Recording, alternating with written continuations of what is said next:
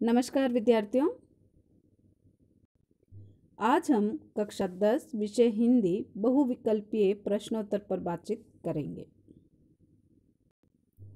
पहला प्रश्न है, हालदार साहब किसके काम से उस कस्बे से गुजरते थे? घर के काम से, कंपनी के काम से या दोस्तों के काम से? तो इसका सही उत्तर होगा कंपनी के काम से।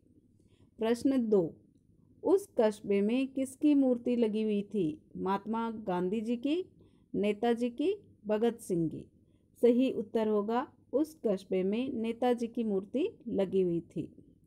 प्रश्न नंबर 3, मूर्ति पर चश्मा कौन लगाता था? पान वाला लगाता था, हालदार साहब लगाते थे या कैप्टन लगाता था? तो इसका सही उत्तर होगा मूर्ति पर चश्मा कैप्टन लगाता था। प्रश्न नंबर 4, उत्साह कविता किस प्रकार की है? प्राकृतिक गीत है, आह्वान गीत है या प्रेम गीत है? तो सही उत्तर होगा उत्साह कविता एक आह्वान गीत है। प्रश्न नंबर 5, निराला जी का प्रिय विषय कौन सा रहा है? इनका प्रिय विषय पेड़ है, प्रकृति है या बादल है? तो इसका सही उत्तर होगा निराला जी का प्रिय विषय बादल रहा है। प्रश्न नंबर 6, अट नहीं रही है कविता में किसकी सुंदरता का वर्णन किया गया है?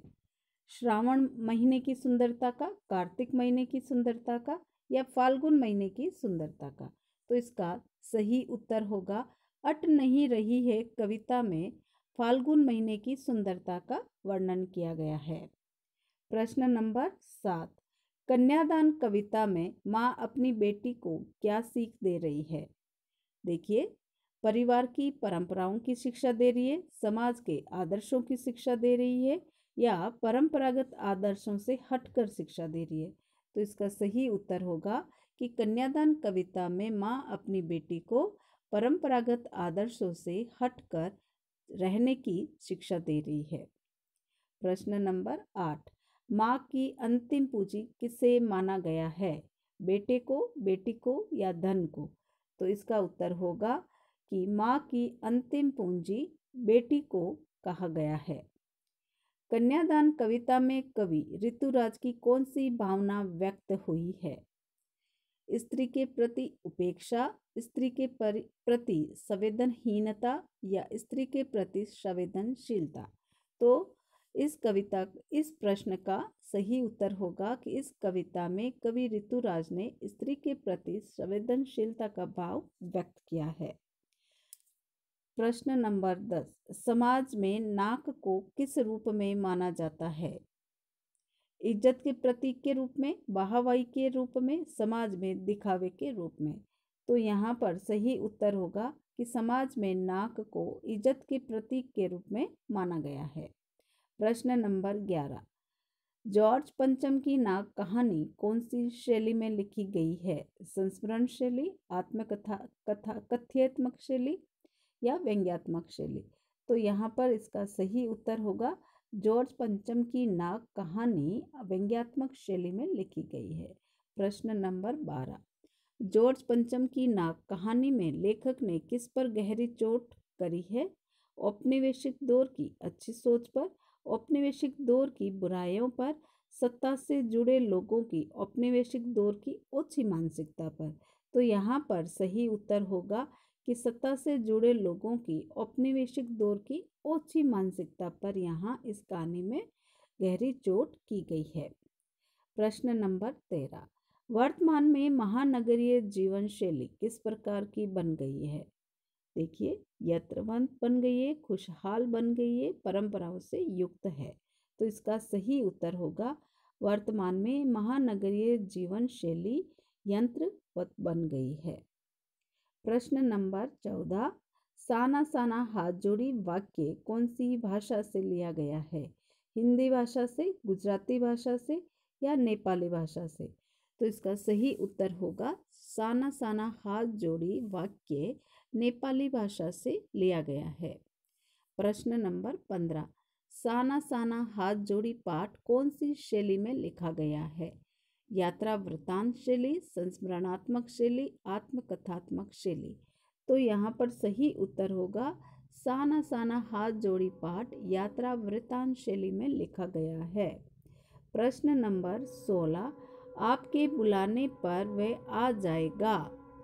निम्नलिखित वाक्य का भेद बताइए। ये वाक्य कौन सा है, यानी रचना के आधार पर यहाँ पर वाक्य का कौन सा भेद बताया गया है। सरल वाक्य, संयुक्त वाक्य, मिश्र वाक्य। तो ये होगा सरल वाक्य। प्रश्न नंबर 17, हेमा का नृत्य देखकर सब लोग प्रसन्न हो गए। निम्नलिखित वाक्य को संयुक्त वाक्य में बदलिए। इस वाक्य का संयुक्त वाक्य कौन सा होगा? तो ऑप्शन देखिए। जब हेमा का नृत्य देखा तब लोग प्रसन्न हो गए। सब लोगों ने हेमा का नृत्य देखा और प्रसन्न हो गए। हेमा के नृत्य ने सबको प्रसन्न कर दिया। तो देखिए यहाँ पर जो सही ऑप्शन है वो है सब लोगों ने हेमा का नृत्य देखा और प्रसन्न हो गए। प्रश्न नंबर 18, उस लड़के को बुलाओ जिसके लंबे बाल है। ये वाक्य भेद बताना है, यानी ये वाक्य रचना के आधार पर कौन सा है। सरल वाक्य, संयुक्त वाक्य या मिश्र वाक्य। तो यहाँ पर ये मिश्र वाक्य होगा। भाववाच्य में क्रिया का कौन सा रूप होता है? भाववाच्य में क्रिया का हमेशा कौन सा रूप रहता है? सकर्मक क्रिया, अकर्मक क्रिया या संयुक्त क्रिया। तो इसका सही ऑप्शन होगा अकर्मक क्रिया। प्रश्न नंबर 20, पक्षियों से रात को सोया जाता है। किस प्रकार का वाच्य है? पक्षियों से रात को सोया जाता है, ये किस प्रकार का वाच्य है? कर्तृवाच्य, कर्मवाच्य या भाववाच्य। तो ये भाववाच्य होगा। प्रश्न नंबर 21, ताजमहल शाहजहां के द्वारा बनाया गया था। वाच्य भेद बताइए। कर्तृवाच्य, कर्मवाच्य, भाववाच्य। तो यहाँ पर ये कर्मवाच्य होगा। प्रश्न नंबर 22, किसान हल चला रहा है। वाच्य भेद बताइए। कर्तृवाच्य, कर्मवाच्य या भाववाच्य। तो यहाँ पर ये कर्तृवाच्य होगा। प्रश्न नंबर 23, प्रतिभाशाली और सहृदय होने के कारण कलाम हर व्यक्ति के हृदय पर राज करते थे। रचना के आधार पर वाक्य बताइए या वाक्य पहचानिए। तो यहाँ पर ऑप्शन होगा सरल वाक्य है, संयुक्त वाक्य है या मिश्र वाक्य है। तो यहाँ पर ये इस वाक्य का जो सही भेद है वो है सरल वाक्य। प्रश्न नंबर 24, रसराज किसे कहा जाता है? शांत रस को, वीर रस को या श्रृंगार रस को। तो रसराज श्रृंगार रस को कहा गया है। वीर रस का स्थायी भाव क्या है? सम, रति या उत्साह। तो वीर रस का स्थायी भाव उत्साह होता है। प्रश्न नंबर 26, रस के प्रमुख अंग कितने होते हैं? 8, 7 या 4। तो रस के प्रमुख अंग 4 माने गए हैं। प्रश्न नंबर 27, संचारी भावों की संख्या कितनी होती है या संचारी भाव कितने होते हैं?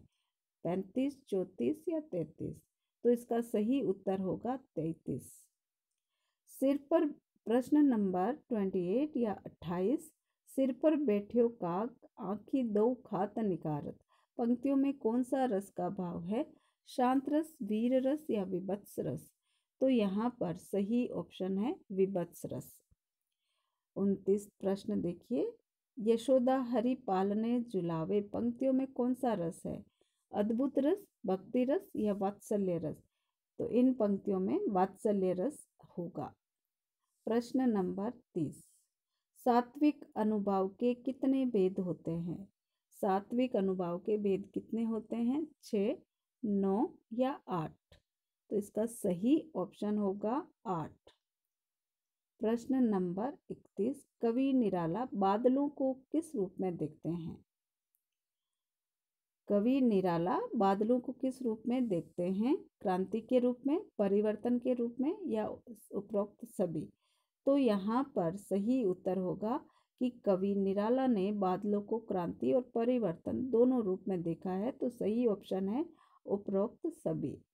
प्रश्न नंबर 32, पाठिका थी वे धुंधले प्रकाश की। पंक्तियों में पाठिका के माध्यम से किसकी ओर इशारा किया गया है? नादान बेटी, नादान बुआ या नादान पत्नी?